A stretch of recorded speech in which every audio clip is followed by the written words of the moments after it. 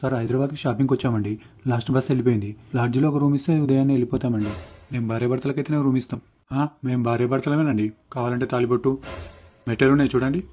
పోపవా ఇట్లా చాలామంది మేనేజ్ చేస్తారు, చాలా మందిని చూసినాం. అదేం సార్, కావాలంటే మా పెళ్లి ఫోటో చూడండి.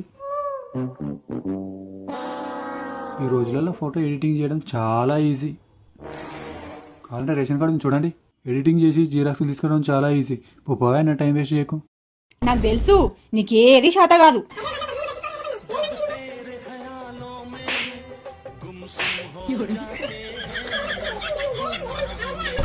ఇదిగోండి కీస్, మీరు భార్యాభర్తలే.